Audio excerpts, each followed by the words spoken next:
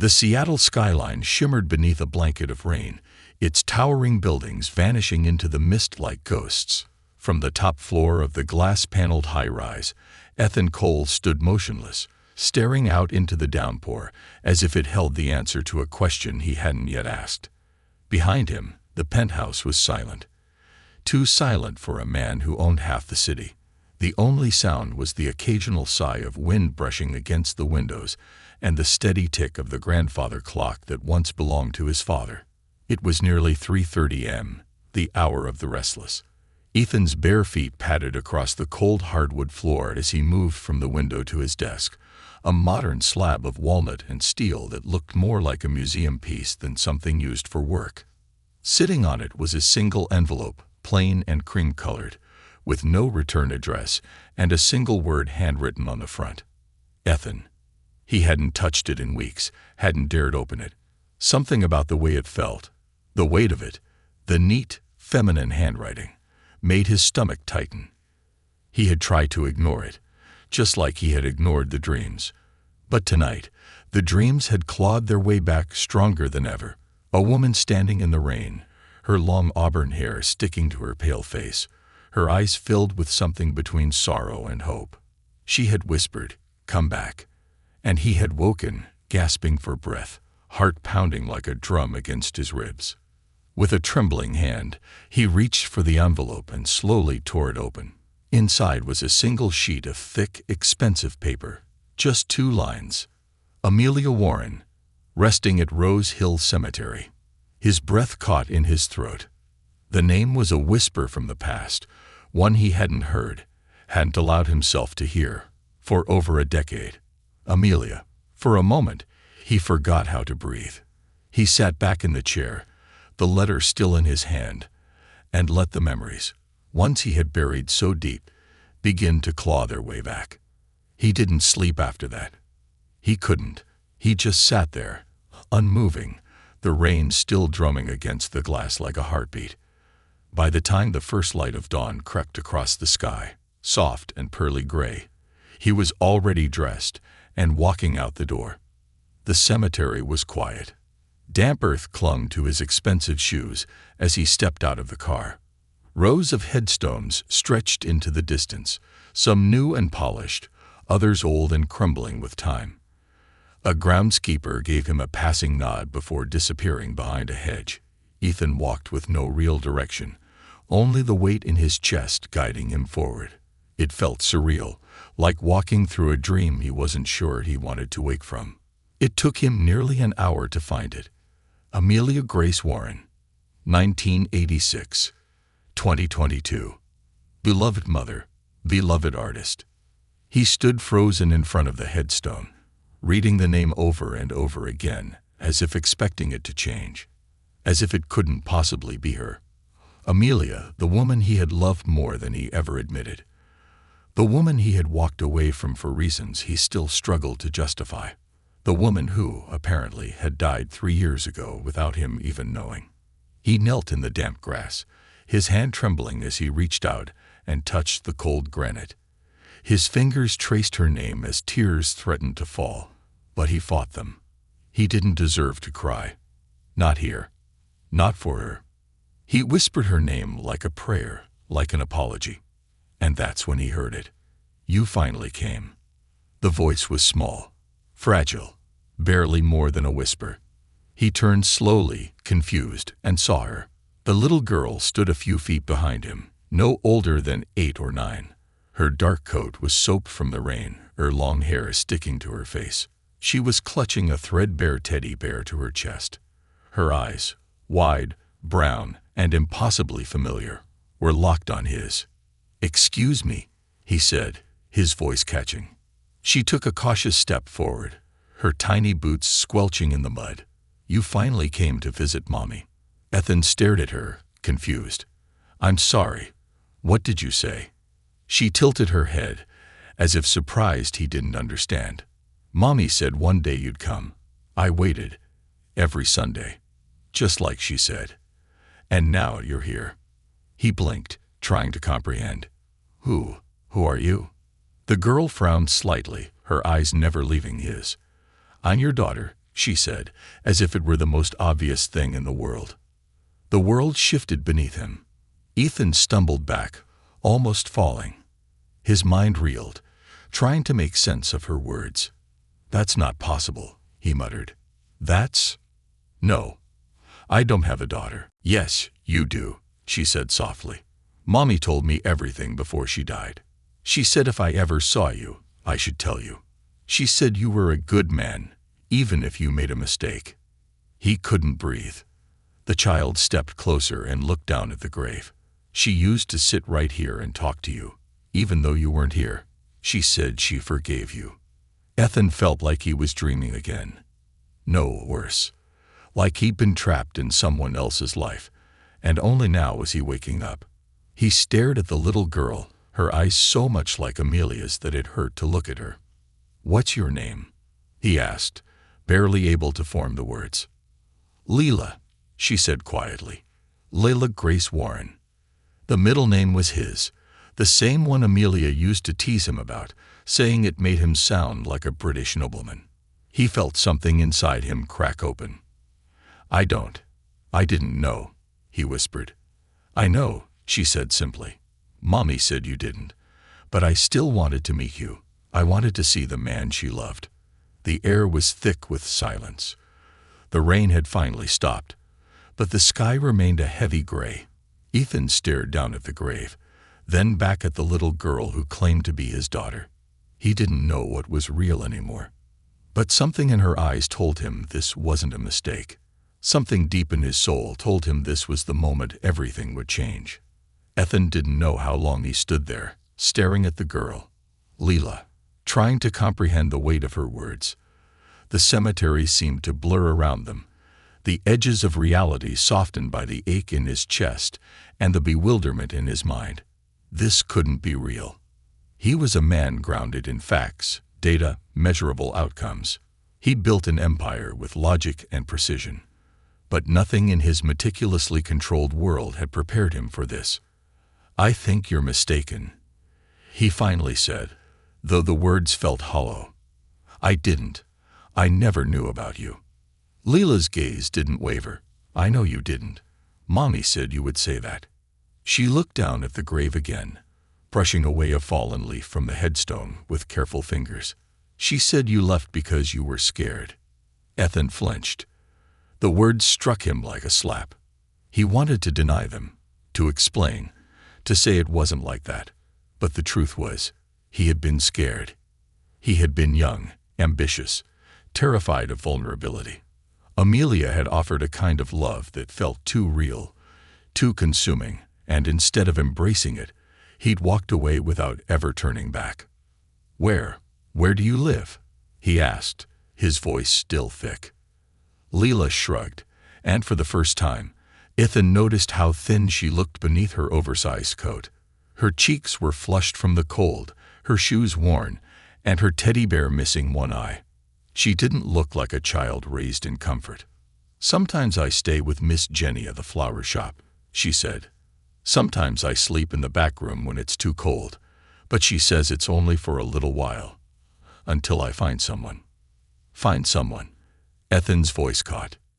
"You mean you're living alone?" Leela nodded, as though it were the most ordinary thing in the world. "Miss Jenny tried to help after Mommy died. She wanted to take me, but she's sick.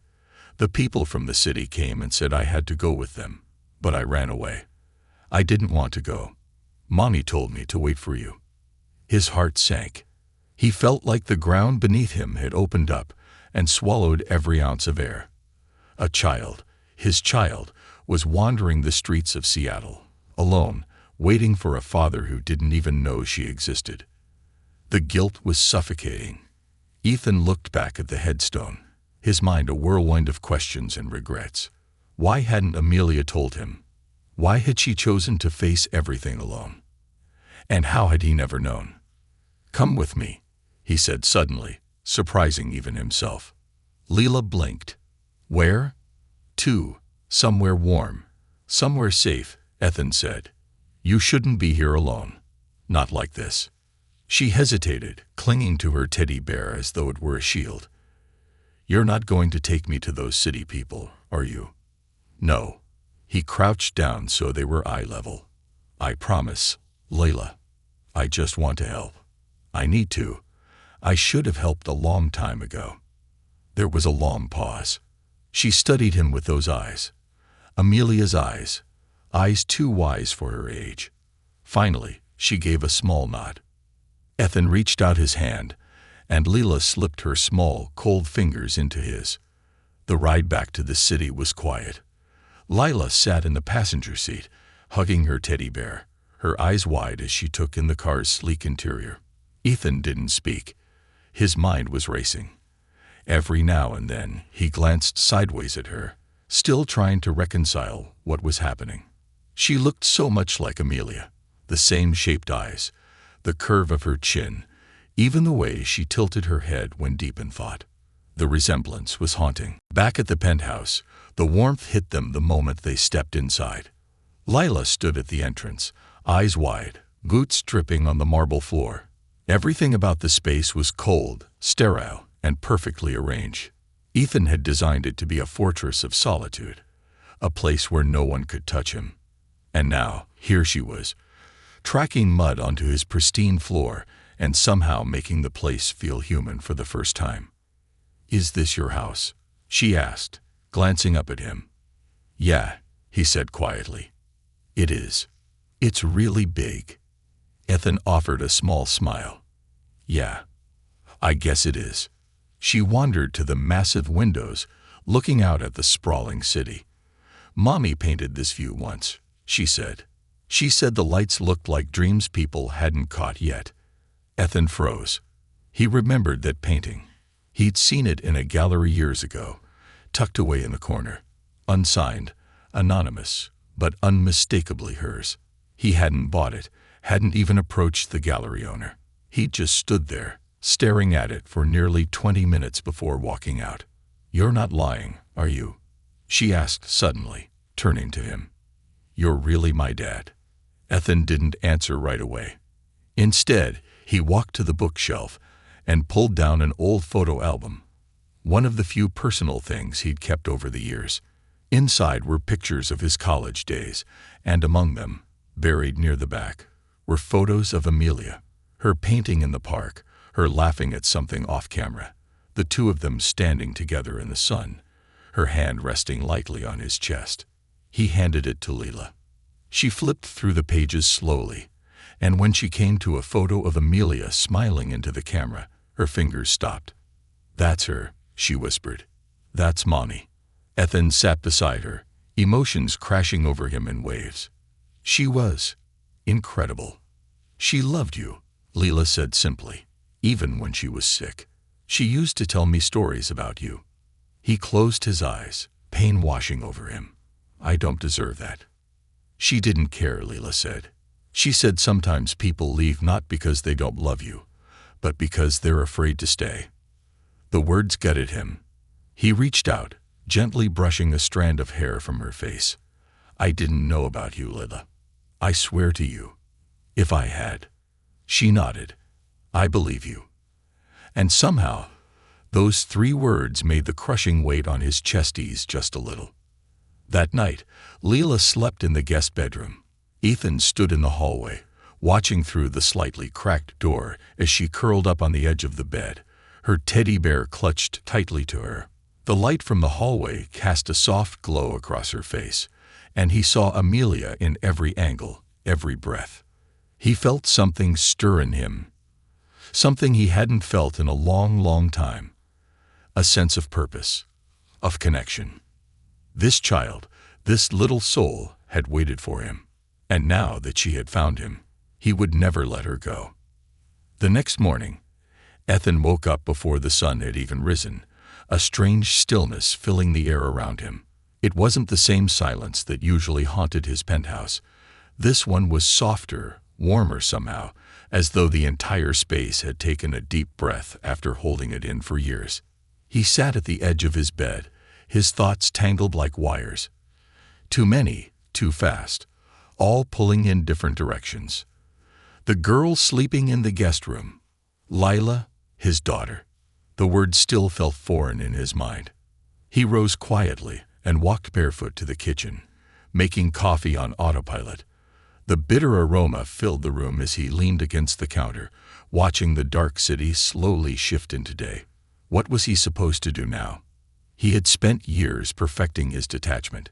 Ethan Cole was known for being sharp, unshakable, and completely focused on his empire. He didn't do emotions.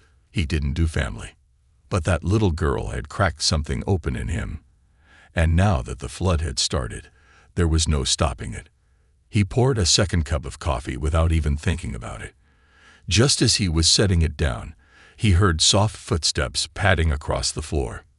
He turned and saw her, Leela, her hair messy, eyes still sleepy, the teddy bear dangling from one arm. She looked even smaller in the vastness of the penthouse. "Morning," she said quietly. "Morning," he replied, unsure if he should smile or kneel, or what did dads even do in the morning? "I didn't dream last night," she added, sliding into one of the stools at the kitchen island. "That usually means I'm safe." Ethan paused. That sentence hit harder than anything she'd said the day before. "You weren't safe before." Leela shrugged. "Sometimes, but sometimes not. It's okay though. I had Teddy." He sat across from her, his coffee forgotten. "Leela, I want to help you.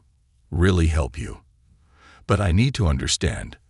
What happened after your mom, after Amelia, passed away?" She looked down at the counter, tracing patterns with her finger. "She got sick," she said slowly. "She didn't want me to see, but I knew. She kept painting, even when her hand shook. She told me stories, taught me how to draw. Then one morning, she didn't wake up." Ethan closed his eyes. His hands clenched into fists beneath the table. "She left a letter," Leela continued. "She told me where to find it. It said you were alive. That you didn't know about me, but you might come one day. She told me to wait at the grave on Sundays."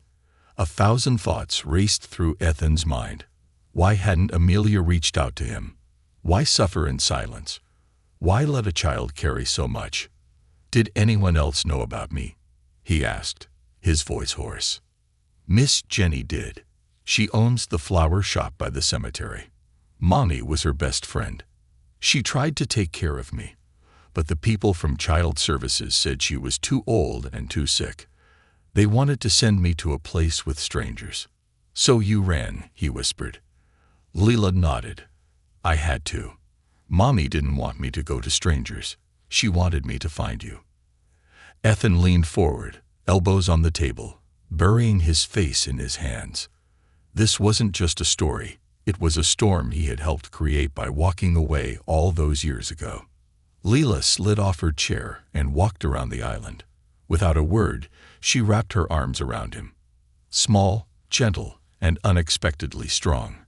For a moment, Ethan didn't know how to respond. Then his arms found their way around her, holding her close. And in that moment, something shifted inside him. A seed that had been buried long ago finally beginning to sprout. Later that morning, Ethan made calls. More than he had in weeks. He reached out to private investigators, lawyers, and doctors. He needed answers, and he needed to secure Leela's future. But most of all, he needed to understand Amelia's final years. How had she slipped through the cracks? How had the love of his life died without anyone telling him? He took Leela to his private clinic for a checkup. The staff, accustomed to dealing with high-profile clients, were gentle and discreet. But Ethan saw the concern in the pediatrician's eyes when she examined Lila's weight and vitals. Malnourished, mild anemia, likely a result of inconsistent meals and stress. "She's tough," the doctor said gently, after Leela left the room to play in the lobby. "But she's been through a lot. You'll want to consider counseling soon. Not because she's broken, but because she's carrying too much for someone so small." Ethan nodded, jaw tight. "I'll take care of it."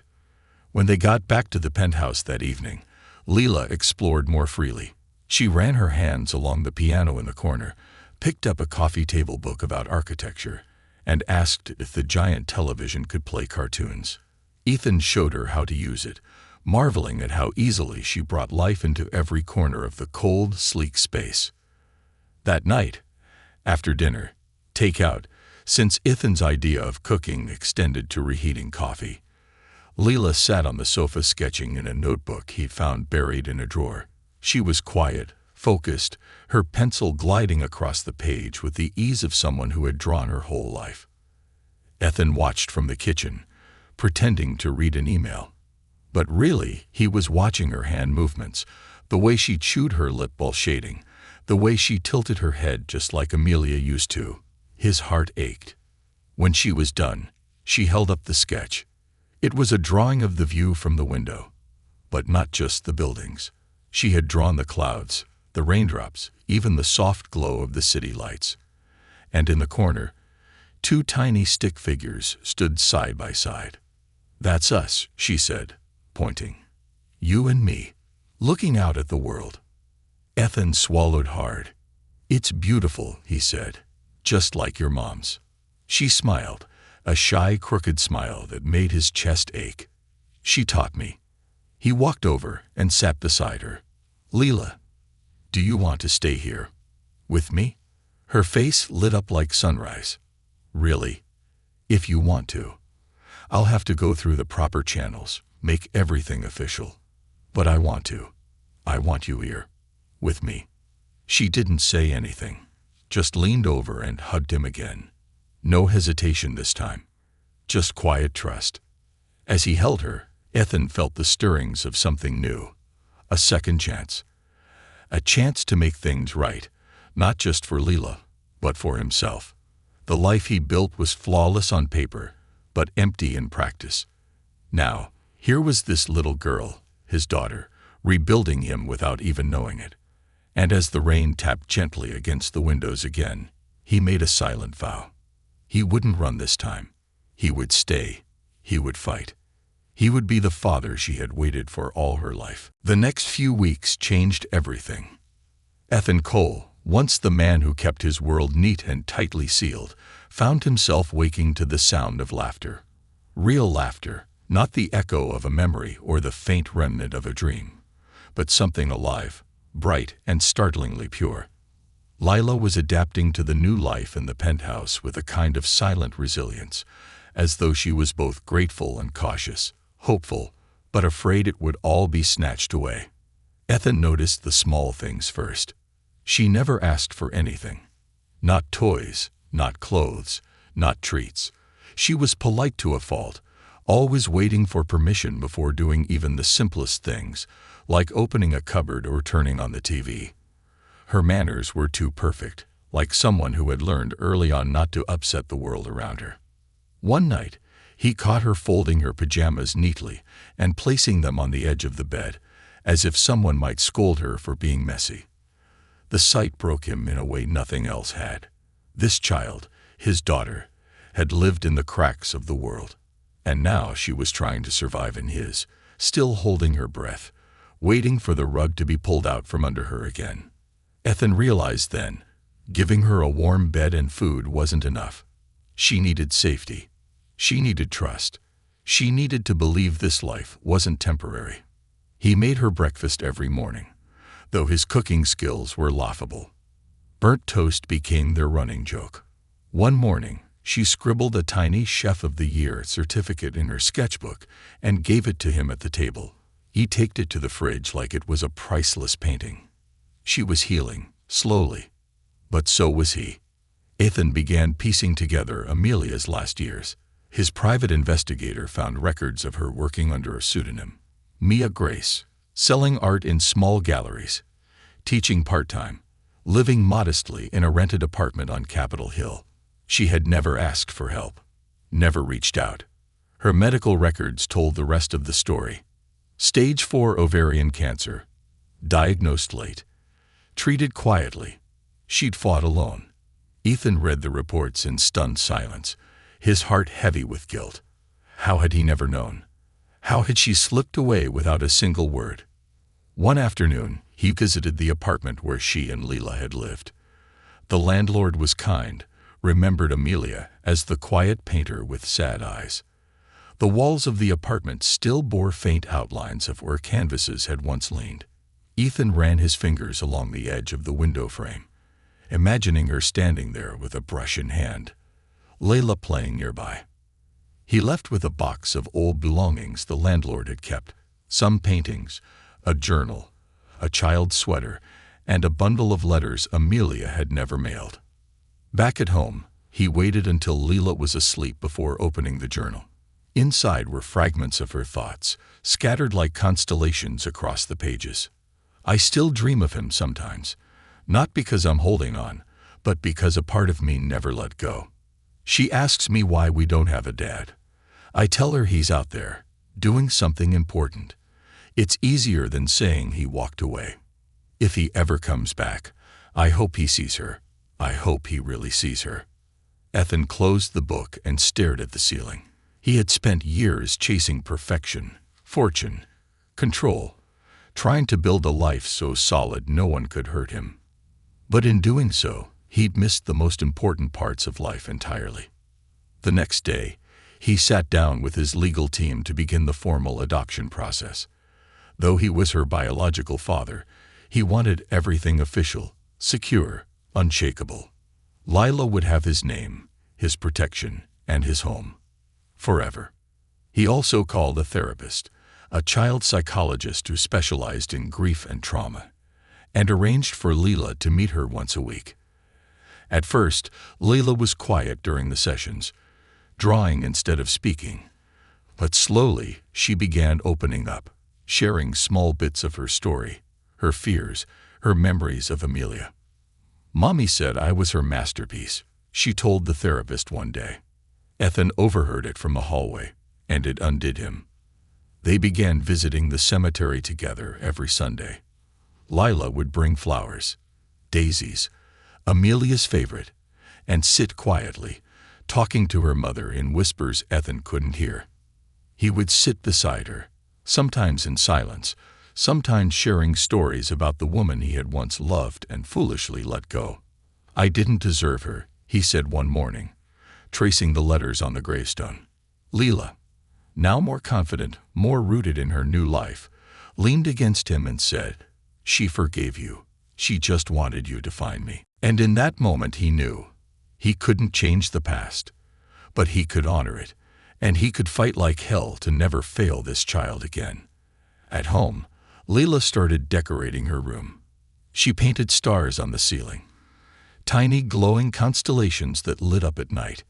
Ethan helped her string fairy lights along the windows, and one evening, he came home to find she'd made a family wall with photos she printed from his phone. One of them at the park, one at the museum, one of her laughing while eating a messy ice cream cone. She added a picture of Amelia too, framed in the center. "This way," she said, "she's always with us." The penthouse no longer felt like a gallery or a fortress. It felt like a home. And Ethan no longer felt like a ghost drifting through a perfect life. He felt alive, rooted, present. One night, as he tucked her in, Leela asked, "Are you going to stay forever?" He looked at her, heart full, voice steady. "I'm not going anywhere. Ever again." She smiled, and in that moment, he realized this wasn't just a second chance. It was a beginning. Fall faded into winter, and with each passing week, Ethan found himself shedding layers he didn't even know he'd been wearing. The man who once lived in a fortress of glass and silence was now learning to exist in a world that echoed with tiny footsteps, late-night giggles, and questions that left him stunned. "Do you think Mommy can see us? Why do stars stay in the sky? If I draw a house with wings, do you think it could fly to heaven?" Leela's questions were never just questions. They were seeds planted in Ethan's heart, growing into something tender and wild, something that demanded he feel, and not just function. December snow blanketed Seattle in a hush that reminded him of Amelia's laugh, soft but impossible to ignore. Leila stood at the window one evening, her breath fogging the glass as she traced snowflakes with her finger. The city sparkled below them, its lights reflecting off the frost-covered streets like a living painting. Ethan stood behind her, a mug of cocoa in each hand. "She would have loved this," she whispered. He handed her a mug and nodded. "She would have made us sit on the balcony, even in the cold, just to paint it. Leela giggled, with blankets piled 10 feet high. It was a moment suspended in time, bittersweet, gentle, and healing. The grief was still there, an undercurrent neither of them could ever fully escape, but it had softened. It had become something they could hold together, instead of drowning alone. That weekend, Ethan brought Lila to his office for the first time. His assistant, Marlene, nearly dropped her coffee when she saw the small girl trailing behind him with her sketchpad under one arm and a stuffed bunny under the other. "This is Lila," Ethan said with a quiet kind of pride he hadn't felt in years. "She's my daughter." Marlene blinked, then recovered with the grace of someone who'd seen 1,000 boardroom meltdowns and still knew how to make a killer latte. "Of course she is," she said warmly. "She's perfect." Leela beamed. Ethan had cleared his entire schedule that day. He let Lila spin in his chair, press buttons on the phone, and draw a crayon version of the Seattle skyline on the whiteboard in the conference room. When a junior executive walked in mid-doodle, Ethan simply said, "We're upgrading the office aesthetic," and dismissed him with a nod. Later, they ordered pizza and sat in his corner office overlooking the city. "Do you like your work?" Leela asked, picking off olives and lining them up like tiny planets. Ethan paused. No one had asked him that in years, not genuinely, not without a motive. "I used to, but I think I forgot why I started." "Then maybe you need a new reason." He looked at her, this tiny philosopher in mismatched socks and a pizza-stained hoodie. She wasn't wrong. Everything he had built, every skyscraper, every acquisition, suddenly felt like scaffolding for something greater. He wasn't just creating a legacy anymore. He was creating a life. By mid-January, the adoption was finalized. The court hearing was quiet and fast, but when the judge said, "You are now the legal guardian of Leila Grace Warren Cole," Ethan felt something in him break and rebuild all at once. Leila held his hand the entire time. Afterward, they visited Amelia's grave with a new bouquet, white lilies and purple irises, the ones she used to paint in every corner of her journals. Leila placed the flowers down gently, then added something else. A drawing. It was a family portrait. Amelia with auburn curls and her paintbrush, Ethan in a suit with a warm smile, and Leila in between them, holding both their hands. Above them, a heart, and inside the heart, "Thank you for sending him back." That night, Ethan lay awake, staring at the ceiling, the weight of it all finally settling in. He remembered the man he used to be. Ruthless, cold, calculated, someone who believed vulnerability was a weakness and emotions were distractions. That man was gone. Or maybe, just maybe, he'd never truly existed. Maybe he had just been waiting, for Leila, for Amelia, for a reason to be more than successful, a reason to be whole. A few days later, Leila had a nightmare. It was the first time since she came to live with him that she cried in her sleep. He rushed into her room, finding her tangled in the covers, whispering for her mother. He sat beside her, smoothing her hair, whispering softly until she calmed down. When she finally opened her eyes, they were glassy and afraid. "I drink you left," she murmured. "Like all the others." "I'm not going anywhere," he said, pulling her into his arms. "Even if you get mad, even if you make a mess, even if we argue, I'm here." She clung to him tightly. "Promise." "With all my heart." She fell back asleep in his arms, and he stayed there, watching the moonlight move across the ceiling, silently thanking the universe for a second chance he never knew he'd need. Weeks turned into months, and life took on a rhythm. School drop-offs, lunchbox notes, weekend art shows, Sunday cemetery visits. Ethan even started painting, badly of course, but Leila encouraged him with the same gentle confidence Amelia once had. One night, while they were cleaning out an old storage unit Amelia had rented, they found a hidden box labeled for Leila. "When she's ready." Inside was a collection of letters, small paintings, and a sealed envelope addressed to Ethan. He opened it with shaking hands. If you're reading this, it means you came back. Maybe too late for me, but not for her. Please don't punish yourself. We were young. We were afraid. We made choices, but she's the best choice I ever made. Love her, Ethan. She's all the best parts of us. And she's stronger than you'll ever believe. She'll heal you, if you let her. He couldn't stop the tears. Not this time. Not anymore. Leela, sitting beside him on the cold concrete floor, reached out and took his hand. She knew, she said quietly. She always did, he replied. And in that storage unit, surrounded by forgotten canvases and dust-covered dreams, Ethan Cole finally forgave himself. Not because it was easy, but because love, real, raw, unfinished love, had come back for him. And this time, he wouldn't let it go. Spring arrived gently, like a breath exhaled after a long-held silence. The air shifted. Everything seemed softer, even the light. Trees that had stood bare for months now wore delicate crowns of green, and tiny blossoms peeked out from cracks in the pavement like forgotten promises remembered.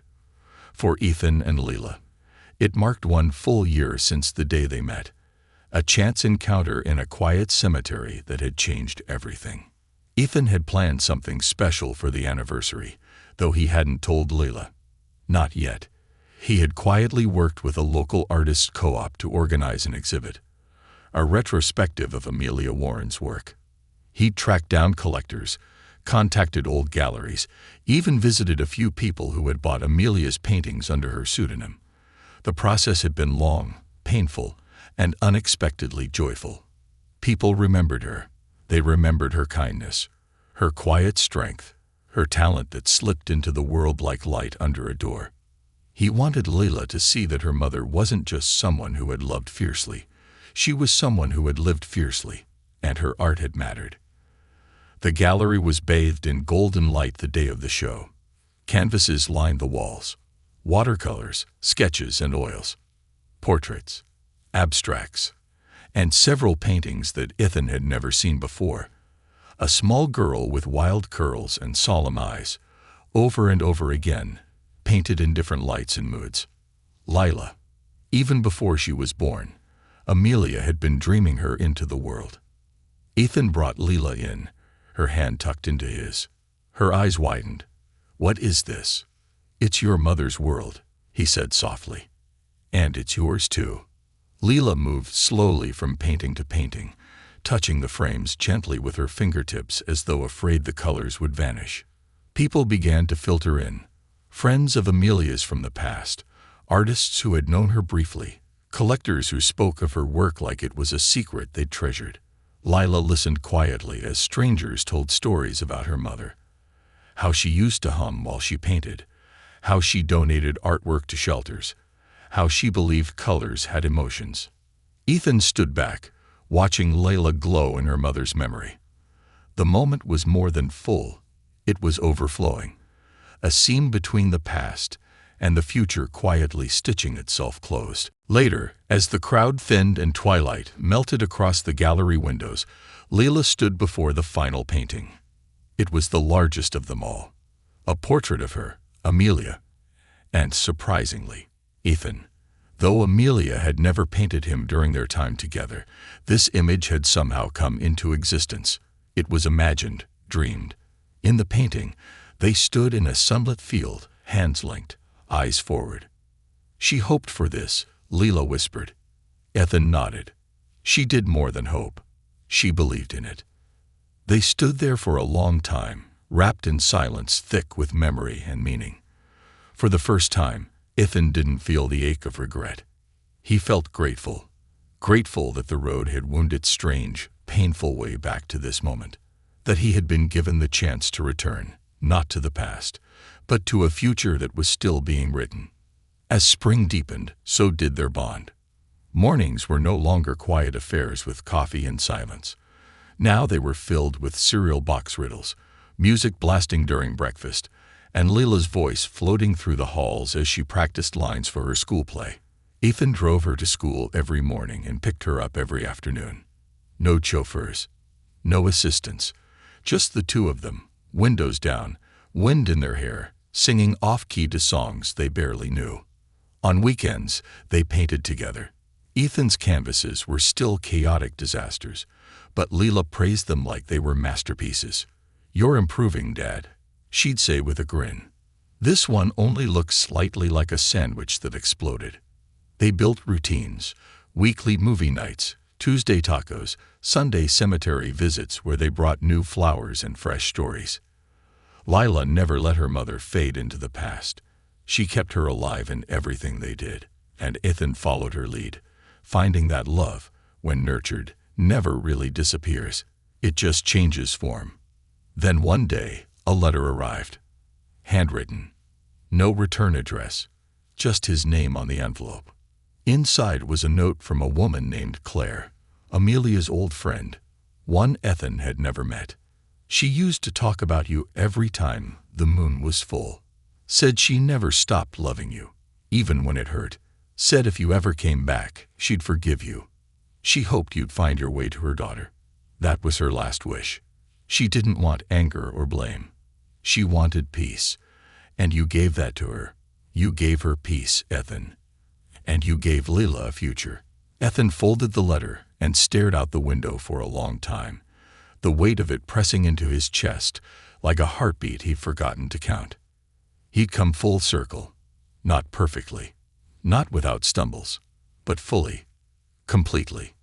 One warm afternoon, as they lay on the rooftop patio watching clouds drift by, Leela turned to him and asked, "Do you ever think about what might have happened if you hadn't gone to the cemetery that day?" "All the time," he replied. "And?" He smiled. "Then I remember. I did go. And I found you." She grinned, leaning her head against his shoulder. "And I found you too." The clouds kept drifting. Time kept moving. But in that moment, on a rooftop bathed in spring light, beside the child he almost lost before he ever knew her, Ethan Cole understood something that had taken a lifetime to learn. Love doesn't always arrive when we want it to, and it doesn't always stay in the form we expect. But if we're brave enough to face our own broken pieces, sometimes, just sometimes, it comes back. Not to rewrite the past, but to save the future.